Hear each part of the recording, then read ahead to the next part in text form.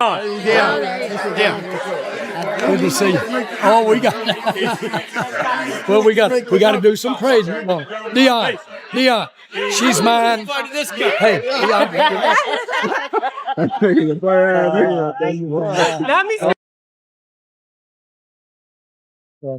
I enjoyed our little talk. I know I do too. We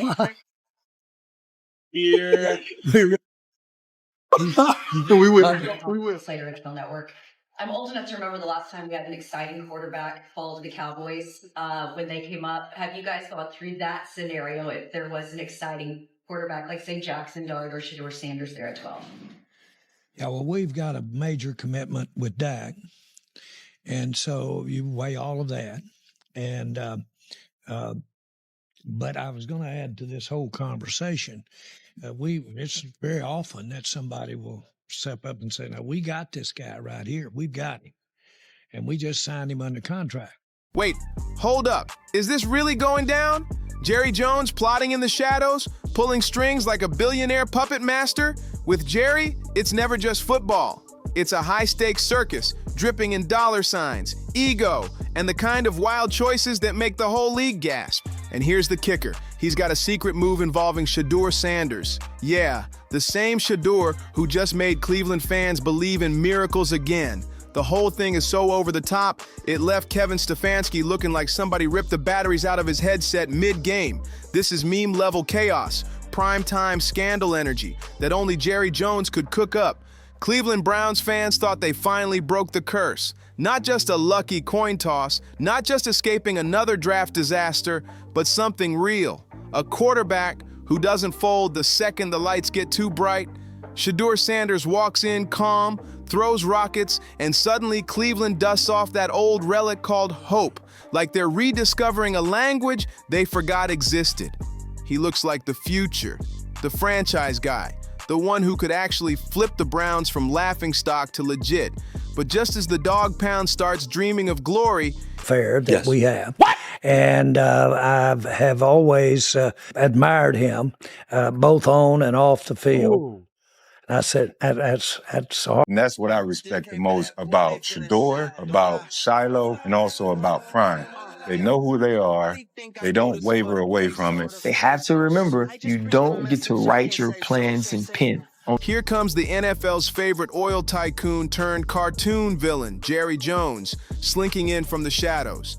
And he's not just watching, he's plotting, scheming, whispering in the dark like a soap opera villain who owns the studio, the cameras, and the script.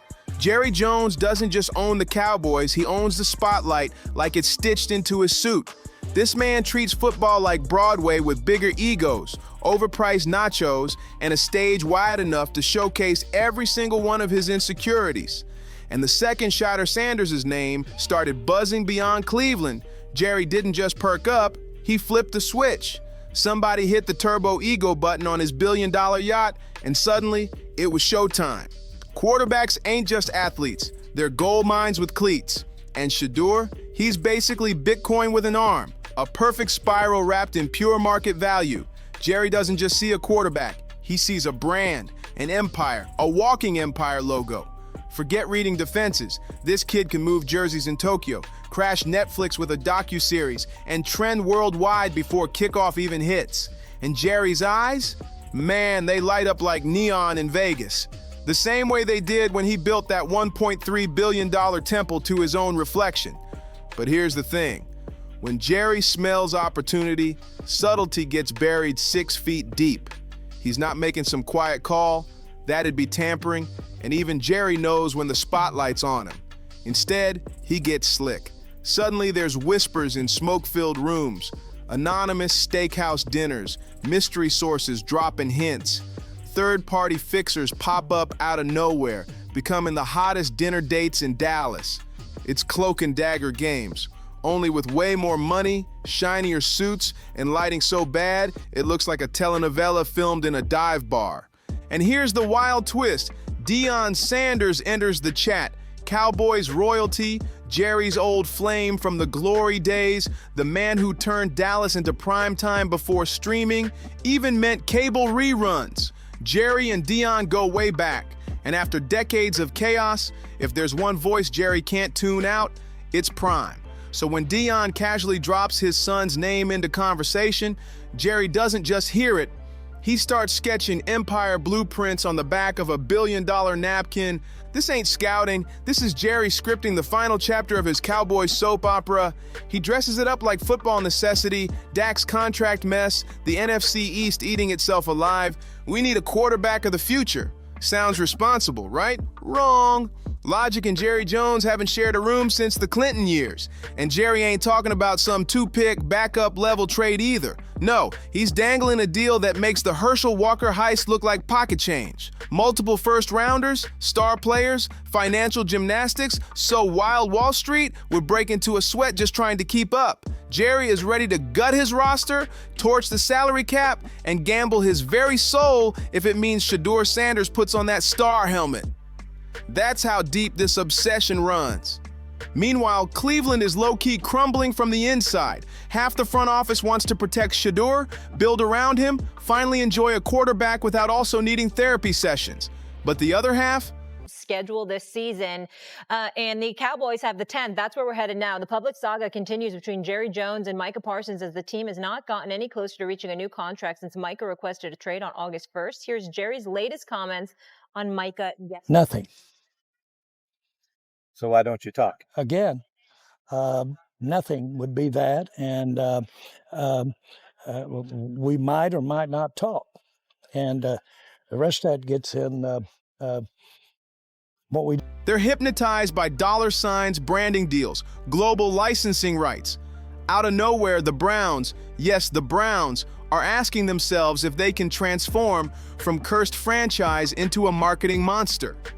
Spoiler alert, they can't. Cleveland couldn't sell beachfront condos in Hawaii if they gave them away with free parking. But that doesn't stop the civil war brewing inside the building. Coaches are screaming for patience, development, and protection, while the execs are drooling over dollar bills and brand deals. And stuck dead in the middle of this chaos, Shedeur Sanders, a rookie who just wants to sling the ball while billionaires circle like vultures at a Texas barbecue. This is textbook Jerry Jones, the long con. He doesn't need it tomorrow, he doesn't need it next week, he'll wait. He'll plant the whispers, slide ideas into backroom conversations, and bide his time. All it takes is one bad injury, one ugly contract dispute, or one accidental leak to pry the door open. And when it does, boom, Jerry swoops in like a hawk with oil money dripping off his wings. Because in Jerry's mind, this isn't about wins anymore, it's about immortality. He wants to be remembered as the mastermind who outfoxed everybody, who turned football into full-blown theater, who made the Cowboys bigger than the sport itself. To him, Shedeur isn't just a quarterback, he's the keystone, the golden bridge. Does this surprise you guys that Shedeur Sanders, pick number 144, is now the best-selling jersey of the draft class? No, and this is why he's going to be a Cleveland Brown. I think he's going to be on the roster no matter what. Because at the end of the day, I do think he has a safe floor at quarterback, but those type of things, moving the needle, moving dollars around and being relevant as a friend. The one-way ticket to making Dallas not just America's team, but Earth's team. But let's stop and laugh for a second, because this master plan hinges on a rookie surviving Jerry's spotlight. Dallas doesn't nurture quarterbacks. It chews them up and spits them out faster than a bad reality show contestant. One bad interception, and the Dallas media will roast Shedeur like he's auditioning for a canceled sitcom. And Jerry, the same man who couldn't stomach Jimmy Johnson stealing credit for Super Bowls, thinks he's about to puppet master Deion Sanders' own kid? The only thing more delusional than Jerry's plan is thinking the Browns front office could ever make one smart, united decision. NFL sanctions are lurking, and Jerry's legacy is dangling by a thread. He's not being remembered as the genius empire builder, but as the megalomaniac who torched it all for a billionaire midlife crisis. Imagine that headline: the man who turned America's team into America's punchline. That's Jerry Jones' nightmare come true. And don't forget the NFL itself. The Shield hates chaos. They want clean trades, polished press releases, sanitized storylines. Meanwhile, Jerry's out here hosting steakhouse meetings like a Bond villain with a Texas drawl. The moment a text leaks or the wrong name slips on a hot mic, boom, the hammer drops. Tampering charges, fines, investigations, the whole messy circus. And Jerry? Yeah. Yeah, one of them is coming in right now. Very easy to be the top pick in the draft. How you doing? Nice to see you. I know it's only dog. Gonna hire primetime Deion Sanders as a head coach. What? That would be crazy. Whoa. Is Jerry Jones crazy enough to do something like that someday? No, but he does know how to spell well enough and not answer a hypothetical question. He'll spin it as the league trying to suffocate his genius. Because Jerry doesn't see rules, he sees speed bumps on his highway to immortality. The craziest part? Jerry actually feeds on the controversy. To him, it's fuel. The Cowboys don't need Lombardi trophies to matter. They just need volume, noise, chaos. Throw Shedeur into that fire, and you've basically handed Jerry a flamethrower inside a fireworks warehouse. Win or lose, the Cowboys will own headlines, and Jerry will strut through it all like the self-crowned emperor of chaos he's always dreamed of being. But here's the brutal twist. In Jerry's chess game, Shedeur Sanders is the piece at risk. He didn't ask for this circus, didn't beg to be the centerpiece of Jerry's final act. The kid just wanted to ball, to prove himself, to step out of his father's shadow. Instead, he's trapped in billion-dollar scheming, legacy battles, and Shakespeare-level family drama, with Deion lurking in the background. And let's be real, fans can smell it too. The second this gets serious, the energy shifts, and Shedeur's caught in a storm bigger than any defense he'll ever face.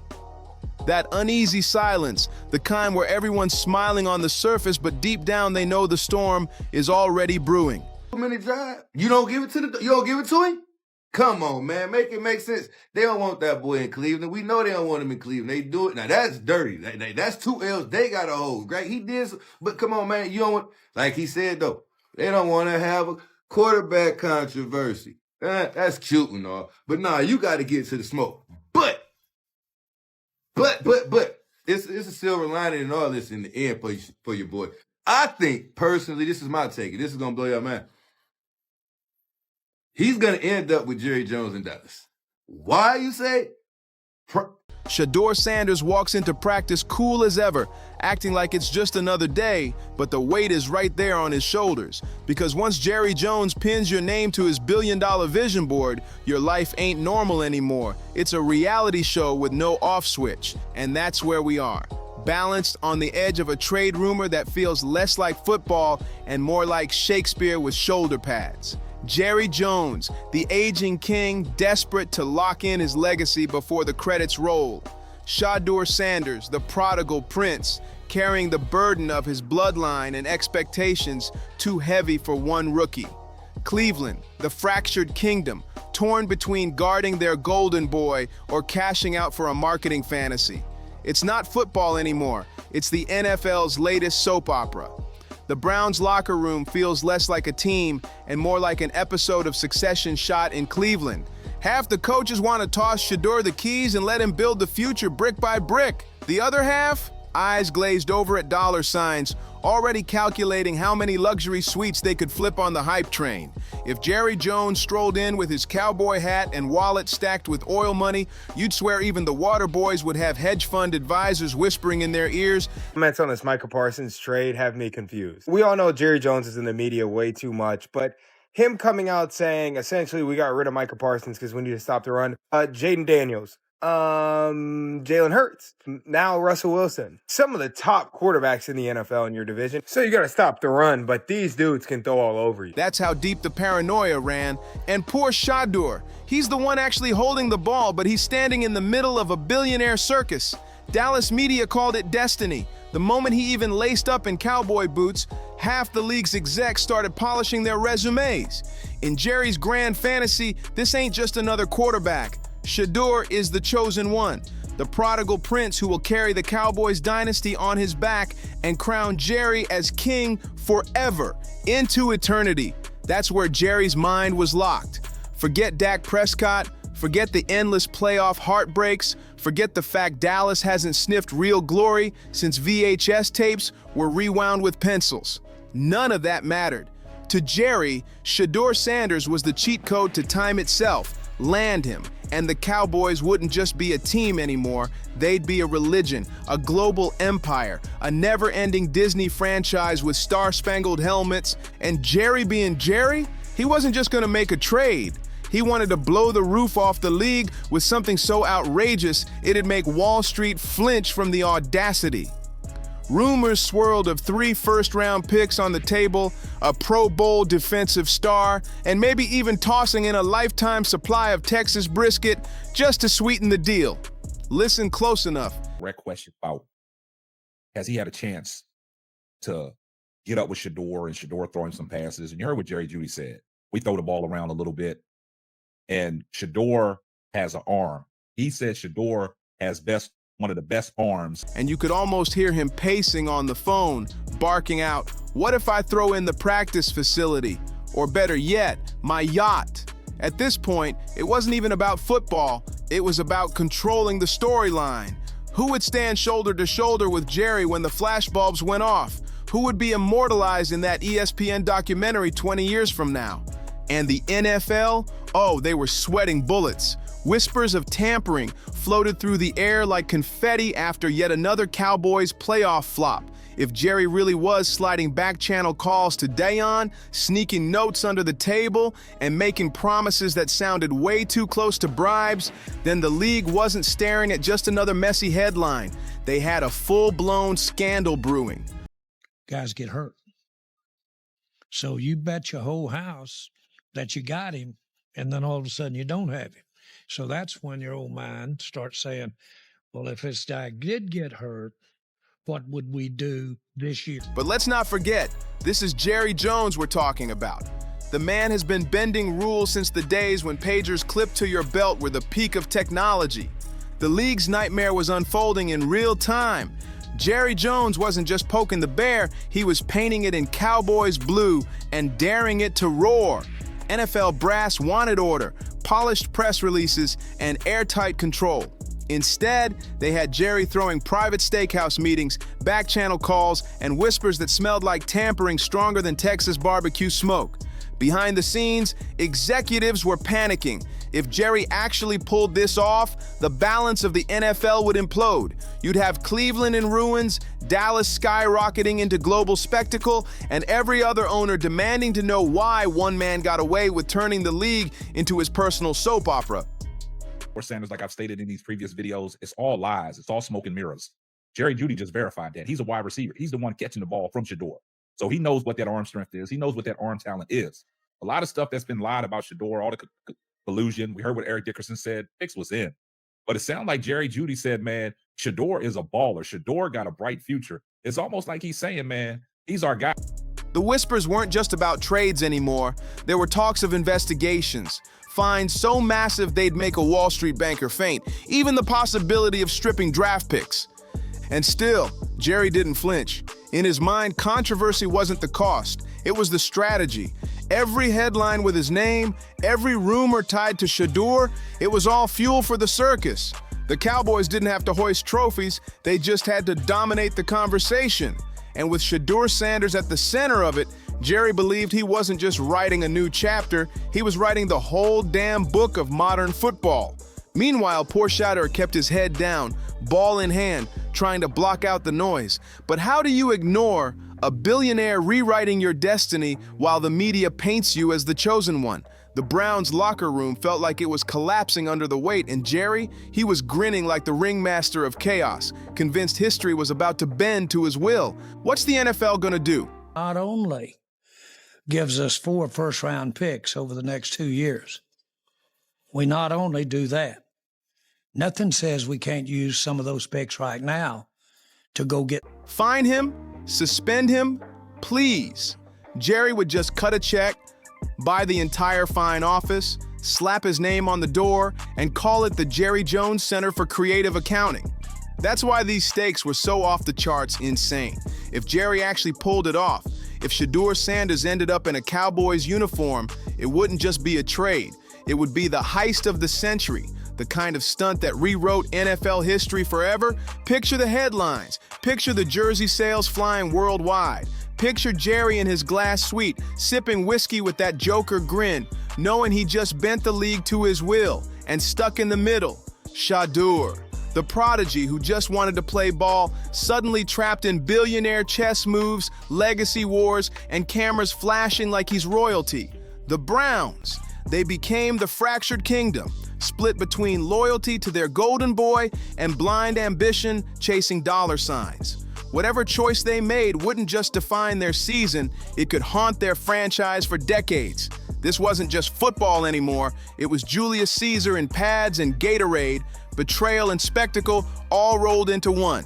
And trust me, this circus ain't over. So if you're ready for the next twist in Jerry's empire-building madness, make sure you hit that like, smash subscribe, drop a comment, share this with someone who lives for the drama. And I'll see you on the next one.